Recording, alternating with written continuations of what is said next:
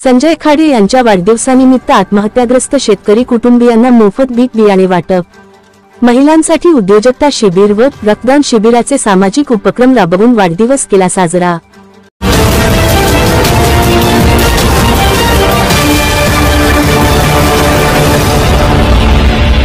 यवतमाळ जिल्ह्याच्या वणी विधानसभा क्षेत्रातील धडाडीचे नेते, समाजकारणी, कामगार नेते संजय खाडे यांच्या वाढदिवसानिमित्त संजय खाडे फाउंडेशन व मित्र परिवार तर्फे वणीत विविध सामाजिक उपक्रमांचे आयोजन करण्यात आले होते। दिनांक मे 23 रोजी शेतकरी मंदिर येथील वसंत जिनिंग हॉलमध्ये आत्महत्याग्रस्त शेतकरी कुटुंबियांना मोफत बी बियाणे वाटप, महिलांसाठी उद्योजकता प्रशिक्षण शिबिर व भव्य रक्तदान शिबिराचे आयोजन करण्यात आले होते। या विविध सामाजिक उपक्रमात राबून संजय खाडे यांचा वाढदिवस केला साजरा।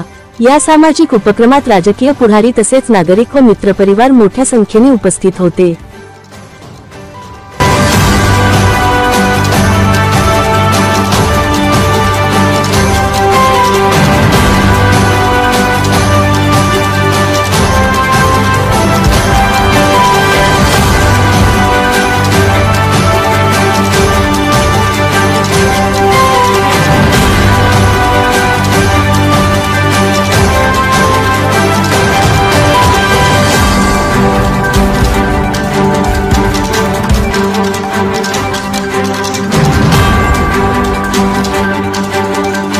आमदार म्हणून प्रयत्न करावे। यश अपयश आयुष्यामध्ये चालू राहतं, त्याची पर्वा करायची नसते, परंतु निश्चितच एक दिवस ते या मतदारसंघाचे आमदार होतील अशी अपेक्षा व्यक्त करू मी माझे दोन शब्द संपितो। जो एक संजय खाडे अतिशय सामान्य परिस्थितीतून निर्माण झालेले नेतृत्व, त्यांनी कोकणी या गावच्या सरपंचाच्या पदापासून बऱ्याचशा युवक काँग्रेसपासून सुद्धा त्यांनी काम केलं आहे आणि त्यांनी काम करत असताना कोणताही भेदभाव केला नाही। आपल्या गावाचा, आपल्या विभागाचा, आपल्या लोकांचा विकास कसा होईल या दृष्टिकोनातून त्यांनी प्रयत्न केले आणि त्यांचे हेच प्रयत्न त्यांना पुढील आयुष्यात सोबत येणार आहे। त्यांनी खचून जाऊ नये। आज मला इथे बोलवल्याबद्दल प्रथमतः मी संजय भाऊचा आभार व्यक्त करते। संजय भाऊने आम्हाला वारंवार खूप सहकार्य केलेलं आहे,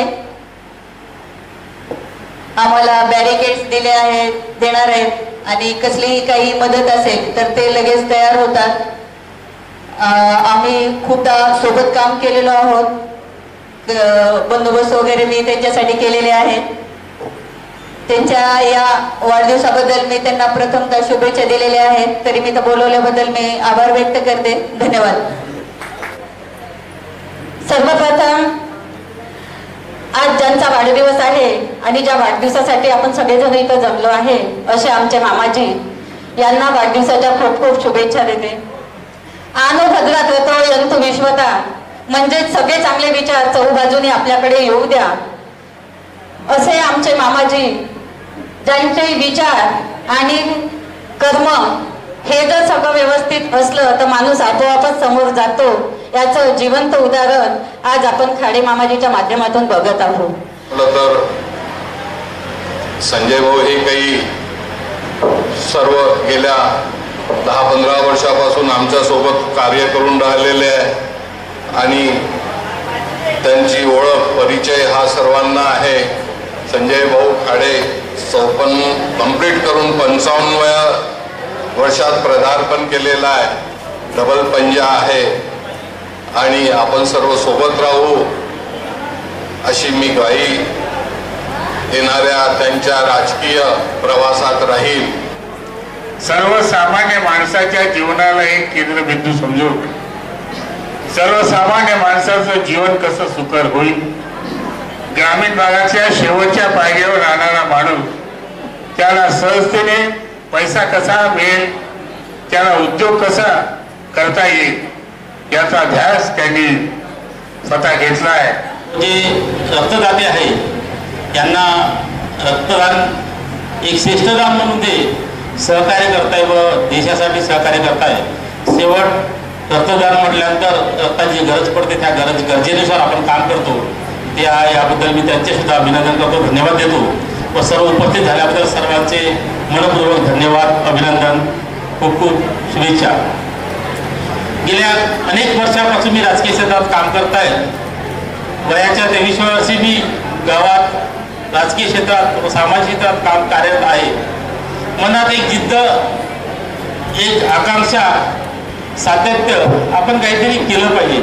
1990 WCL लागल्यानंतर मी त्यावेळेस राजकीय क्षेत्रात हळूहळू मी काम केलं. त्यावेळेस महापुराला उपनी गावात प्रचंड पूर्ण गाव उद्ध्वस्त झालं. ज्यावेळेस कमसे कम 150 घरं पडले, वाईट परिस्थिती. माझ्या घरासमोरचे 100 घर असे मातीचे घरं पडले त्यावेळेस. त्यावेळेस तत्कालीन मुख्यमंत्री शरद पवार तिथं, शरद पवार साहेब आले उपरी गावात. त्यावेळेस भयान रस्ता सुद्धा नव्हता त्या गावाला. जवाहरलालजी दर्डा हे त्यावेळेस वनमंत्री होते. त्यांच्यासोबत शरद पवार स्वतः जे जिप्सी चालवत उपरी गावाला आला, रस्ता नव्हता. तर आमच्या समोर घरं पडले, पूर्ण मातीचे घरं पडले, गरिबाचे घरं पडले. तर त्यावेळेस शरद पवार साहेबांना 100-150 घरं एक प्रस्तावित तात्काळ निवारा म्हणून त्यांनी तिनेचे शेड निर्माण करून दिले. त्यावेळेस मी राजकीय क्षेत्रात आल्यानंतर मला वाटलं का इथं काहीतरी आपण ह्या लोकांसाठी केलं पाहिजे. तर म्हणून 1995 मध्ये निवडणूक लढली. त्यावेळेस माझे 5 मेंबर आलो. त्यावेळेस मी उपसरपंच झालो. उपसरपंचाला चार्ज, मी सरपंच चार्ज दिला. मला 4 महिने चार्ज राहिला. नंतर मी त्या काळात अनेक अशी ऍक्टिव्हिटी राबवल्या. ज्यावेळेस 100 शेडला लाईन नव्हती, 1 वर्ष अंधारात होते. 100 शेड, ते गरीब लोक अंधारात होते. तर ज्यावेळेस मी सरपंच झालो, उपसरपंच चार्ज घेतला सरपंचाचा, तर दुसऱ्या दिवशी लाईन जोडली हिमतीनं. ते लाईन बिल भरणार नाही पुन्हा पण मी लाईन जोडून टाकत होता. हे बदल मी पाहून गेलो मी बिल भरून टाकलं म्हणलं. मग काही निर्णय घेत असताना मनात जे ठरलं ते निर्णय घेतले पाहिजे, जनते हितासाठी निर्णय घेतले पाहिजे. त्यानंतर मी गावाच्या विकासासाठी जे 15 वर्ष कंटिन्यू झटलो. मी 10 वर्ष सरपंच पदावर राहिलो. नंतर वाटलं काहीतरी आपण जिल्हा परिषद लढावं. जिल्हा परिषद मी 2007 मध्ये काँग्रेसची तिकीट भेटली, पण काही मतांना माझं राजकीय काही मतांना पडलो, परंतु जिद्द सोडली नाही. अनेक अशा क्षेत्रात चांगलं पसंतीने संचालक बनलो, हे झालो, जिल्हा परिषद लढलो, परंतु बाकी ज्यावेळेस वरीला मी राहायला आलो, त्यावेळेस मी एक सामाजिक शिवकृपा एक फाउंडेशन म्हणून संस्था स्थापन केली.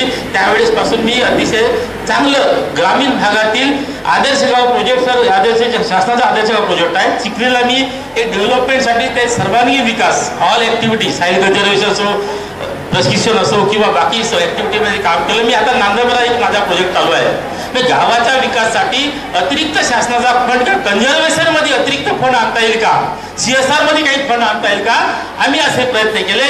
बचत गटाच्या माध्यमातून अनेक असे प्रयत्न केले किंवा गावागावात जाऊन आपण बचत गट स्थापन करणे, त्यांना मदत करणे, त्यांना उद्योजकता निर्माण करणे. ज्यावेळेस CSR मध्ये त्यावेळेस शिकली आहे गावात आम्ही उद्योगासाठी त्यांना आम्ही एक पेंडालची व्यवस्था करून दिली. पेंडालचं सामान घेऊन दिलं. तो बचत गट अतिशय चांगला काम करत आहे. म्हणजे पूर्ण परिसरात पेंडाचं सामान जात आहे.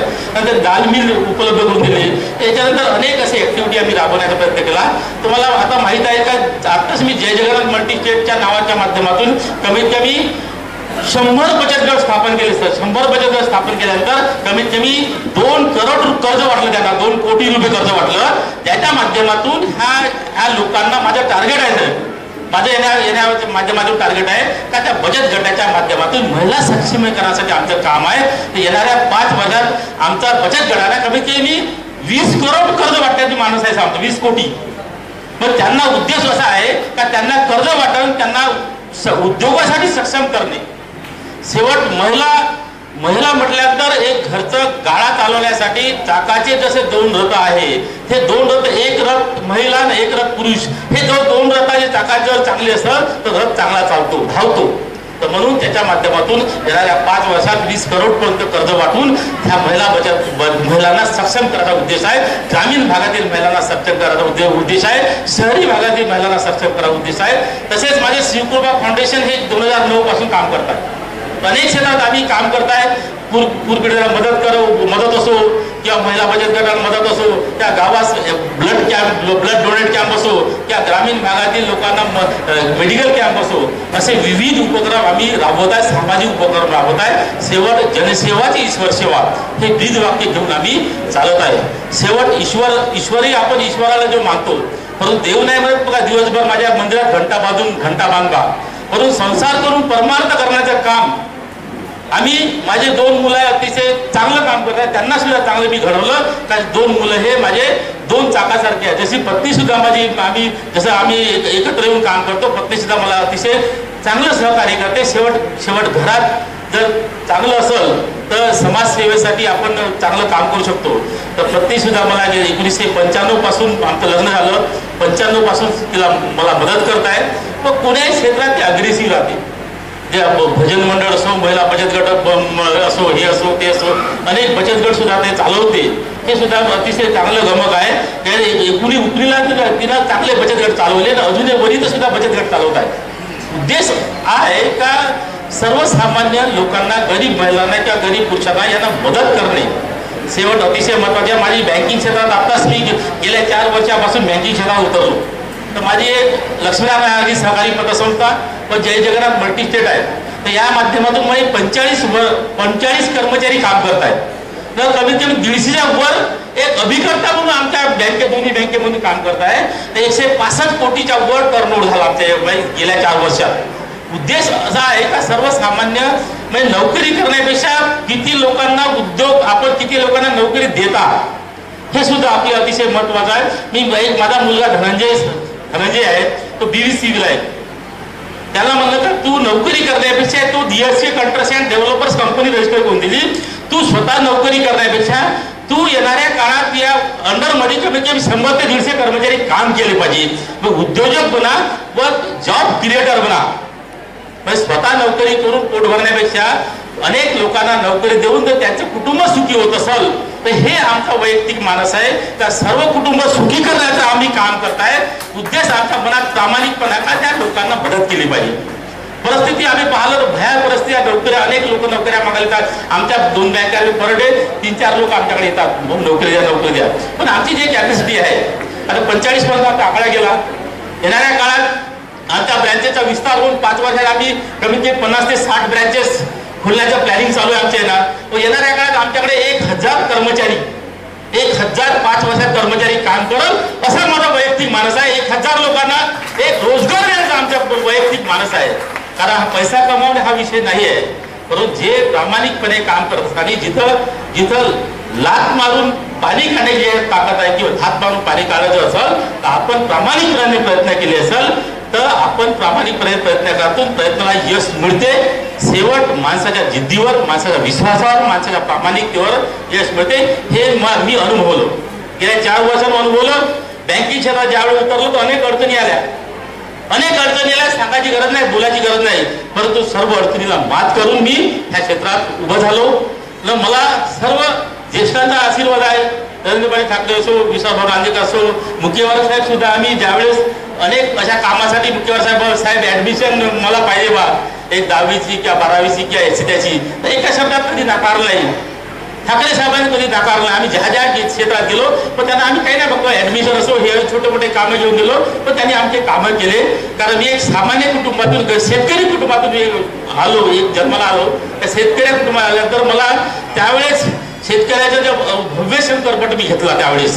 आता मला वाटलं की जे विधवा, तिन्ही तालुक्यातील विधवा जे आहे शेतकरी कुटुंबाचे जे शेतकरी आत्महत्या करतात तर त्यांना मी एक चांगल्या क्वालिटीचं जे कपासचं कॉटनचे बी बियाचं 2 पॉकेट आम्ही सर्व तिन्ही तालुक्यातील महिलांच्या विधवा मला देणार आहे. आता कमीत कमी 20-25 आल्या, परंतु ज्या प्रत्येक घरी नेऊन पोहोचवणार आहे. मग जेणेकरून ती एक छोटी मदत, एक खारीची मदत आपला वाटा म्हणून आम्ही प्रत्येक शेतकऱ्याला 2 बॅग, चांगल्या क्वालिटीच्या 2 बॅग्स आम्ही त्यांना बिया देणार आहे. तर महिला बचत गटाच्या माध्यमातून उद्योजक शिबिर अतिशय चांगले आपले हे सुद्धा मार्गदर्शन करणार आहे. तर विविध कार्यक्रमात आम्ही ब्लड डोनेट कॅम्प सुद्धा अतिशय दरवर्षी आम्ही ठरवलं का ब्लड डोनेट कॅम्प घ्यायचा. तर एक सर्कल तयार करायचं, म्हणजे गरजू लोकांना आम्ही एक ग्रुप तयार करून आलो. तर गरजू लोकांना, गरीब लोकांना ब्लड हे मोफत मिळाले पाहिजे, अर्जंटमध्ये मिळाले पाहिजे, म्हणून हा बचत गटाचा सामाजिक उपक्रम राबवत आहे. त्याबद्दल आज अतिशय सुंदर असा कार्यक्रम आयोजकांनी आयोजित केल्याबद्दल मी त्याचे खूप खूप धन्यवाद. सर्व महिला उपस्थित झाल्या, सर्व माझे मित्रपरिवार उपस्थित झाले, याच्याबद्दल मी सर्वांचे सन्मान करतो, अभिनंदन करतो, धन्यवाद करतो. माझ्या आज वाढदिवसानिमित्ताने ज्यांनी ज्या सर्व शुभचिंतकांनी शुभेच्छा दिल्या याच्याबद्दल मी सर्वांचे अभिनंदन करतो, धन्यवाद करतो। असंच माझ्यावर आशीर्वाद राहू द्या, आमचे जेवढं काम करता येईल तन मन धन लोकांसाठी माझं या देह भरेपर्यंत झिजल, जेवढे मी घाय देतो। आपले 2 शब्द सांगतो, जय हिंद, जय भारत।